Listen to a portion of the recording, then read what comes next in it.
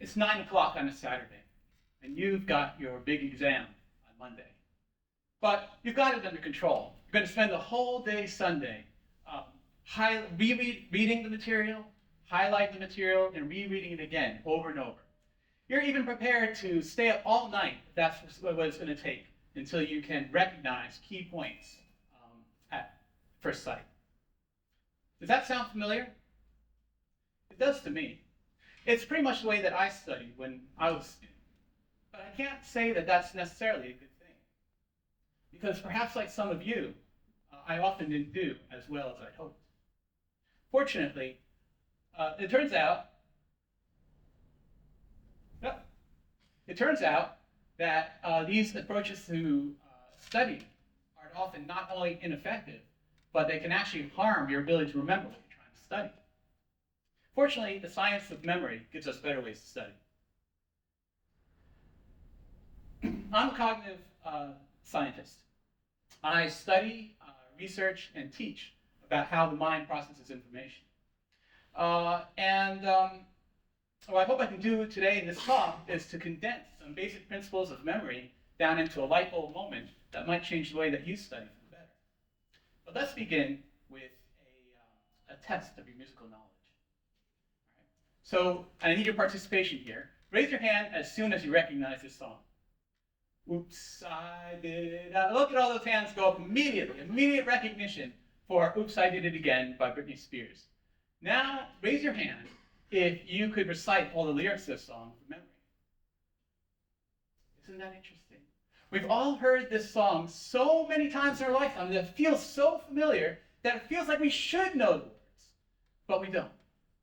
And this experience of feeling like something is so familiar that we should know it, but then find that we can't pull the words from memory, well, isn't that an interesting parallel to what it's like to go into an exam? It turns out that one of the big mistakes that students make when they're studying is that they study material to the point of being able to confidently recognize it. Recognition is that feeling of familiarity that comes when you've encountered something before. But that's very different from our ability to recall information. That's the ability to pull information from the recesses of our mind, put it back out onto the page. When it comes time to doing well on an exam, it's your ability to recall the information that's going to make a big difference. It's just a better way not only to demonstrate that you remember the material, but also that you understand it. I bet I can get many of you to experience the difference between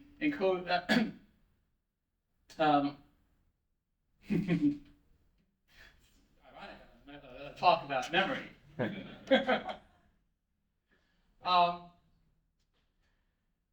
So how do we get ourselves to be able to get to the point where we can pull that information out from memory?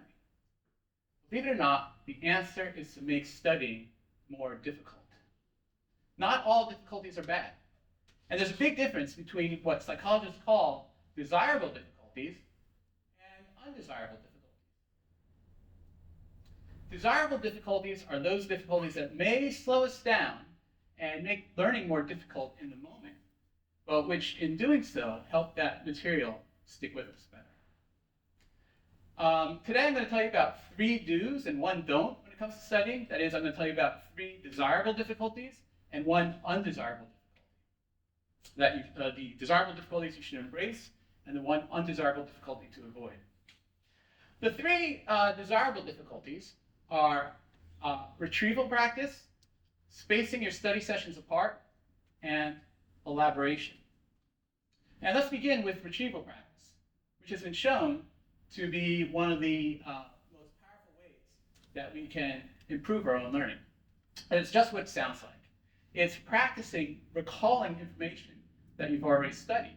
And the reason it's so effective comes down to a distinction that cognitive scientists make between encoding and retrieval. When students study, they often spend all their time trying to get that information into memory. That is, they're trying to encode that information. And they overlook the need to practice pulling that information back out of memory and back onto the page. And that's something that we call retrieval. And I bet I can get most of you to experience the difference between encoding and retrieval right now. So I'm going to give you a couple definitions. I want you to think of the words that go with those two definitions. Ready? What are the words for A? Words or phrases that read the same backwards and forwards.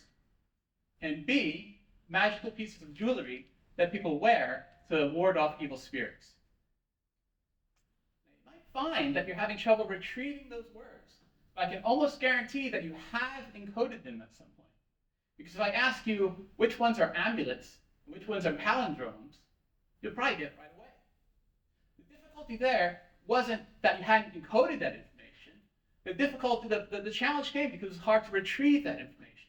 And that's one reason why it's so important that students spend some of their studying time practicing retrieving that information, whether it's practicing with testing themselves with flashcards or writing down everything they remember about a topic on the page. In fact, in one class at study, students read a reading comprehension passage, and then they were divided into two groups. One group reread the passage again, and the other group was tested on the passage. Guess which group actually remembered the material better later on? It was the group that had tested themselves. Consolidation is a word that we use to refer to the fact that once you've learned something, those new neural connections that you formed are still solidifying even after you've turned your attention to something else. Think of it like painting a room. If you're going to paint the wall, it's going to take more than 2 coats to get a nice uniform look on the wall. Do you start painting the second coat as soon as you're done with the first coat? No. You wait for that first coat to dry. It allows that first coat to solidify so that it can form a better foundation for the second coat. And memory is similar. We often benefit more when we've allowed those memories from the first session to consolidate and solidify before we start reactivating it in the second study session. A third important strategy is known as elaboration. As you are learning the new material, try to think of new links. Link it to examples from your own life, or link pieces of the material to each other. The more connections that you can make, the better that material will stick with you. I'd like to liken it to a scene from the Spider-Man 2, starring Tobey Maguire. In the scene, there's a speeding train careening through the city towards certain doom, and Spider-Man tries to stop it. At first, he slings one web and then a second one, connecting the train to a nearby building. But the train doesn't even slow down. It's only when Spider-Man slings web after web after web, connecting the train to multiple different buildings around it, that the train finally slows down and stops. Trying to get new information to stick in mind, it's like trying to catch a speeding train. The more you can link it to things that you know or care about, the more successful you'll be. And there's some tricks that you can do to make elaboration even more effective for you. So for example, when you're thinking of examples, try to think of concrete examples that you can visualize. So here, let me show you how that works. If you have pen and paper, now's a good time to pull it out. But otherwise, just try to remember the words as we read through them. Peacock, zombie, wood, armchair, accept, ever, axe, pizza, belly button, since, basically, lately, enough, although, baby, binoculars, somewhat, light bulb. All right, now see if you can remember at least 5 words from that list. I'll give you a couple seconds. Okay, here's a question. Did you remember more nouns than non-nouns? Most people do. And the reason is because these are more concrete, easier to visualize. They stick in memory better.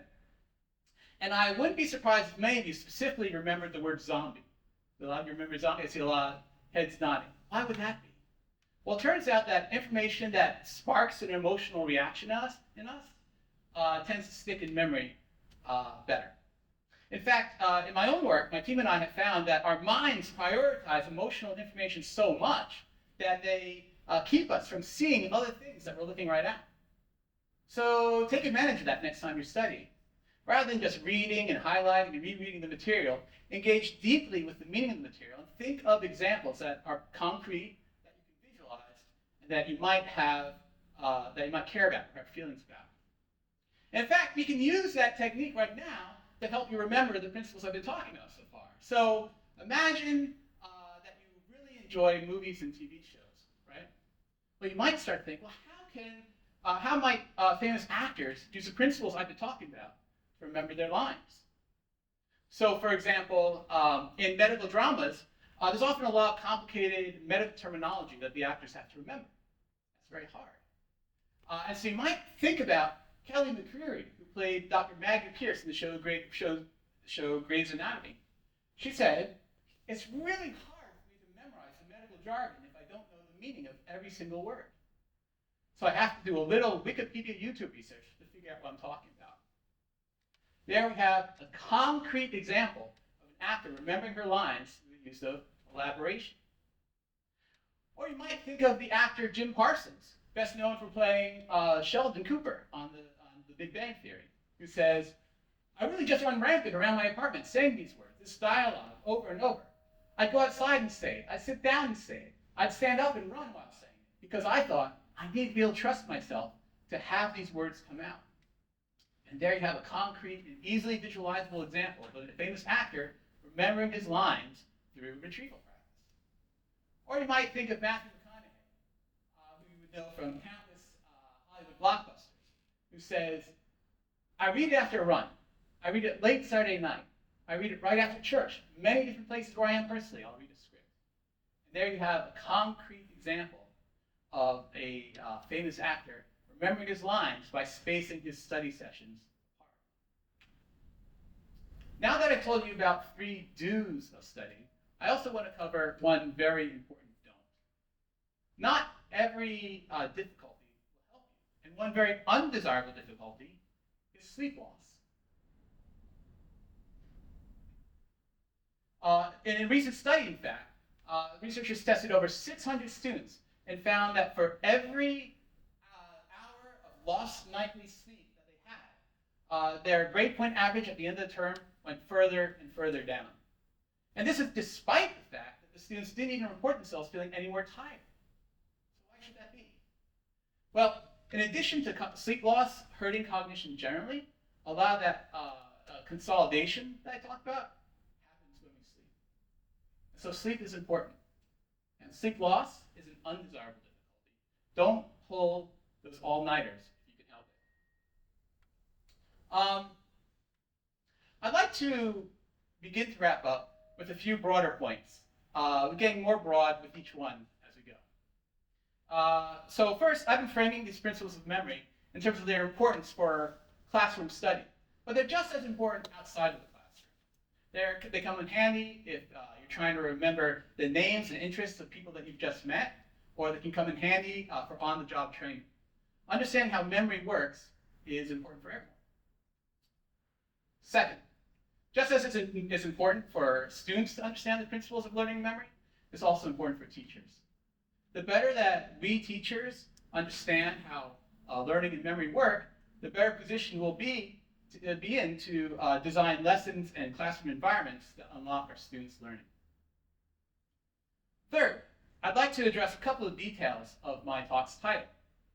So my talk's title referred to cognitive science, and I think it's important to highlight the fact that the principles I've been talking about are based on the work of a worldwide community of scientists who have devoted their careers to understanding how the mind works and how people might benefit from such knowledge. And I also talked about my title, Secrets of Cognitive Science. But we cognitive scientists don't want them to be secrets. All over the world, there are educators and psychologists and science communicators like me who are passionate about sharing what we know. If you're a school or an organization and want to know more about how the mind works, chances are good that there's a cognitive scientist near you who would be happy to connect. Finally, one more broad point. It seems that in today's world, we're often being sold on the value of convenience and ease. New technologies come along and they promise to relieve us of our cognitive burden. But down that easy path also lies the danger that we'll lose sight of those desirable difficulties that might help us, whether it's gaining new knowledge in the classroom or gaining new wisdom in life, it's those twists and turns and challenges that enable us to carry our experiences with us. And so my advice for you is not to seek out the quickest and easiest ways to learn, because when you do that, it's just in one ear and out the other. Instead, seek out those desirable difficulties that will strengthen your understanding. It's the principle of it as well. It's a way of standing our ground against appeals to give ourselves away to a culture of convenience. It's a way that you and me and everyone we know can embrace the fullness of everything that this world gives us to learn. Remember that.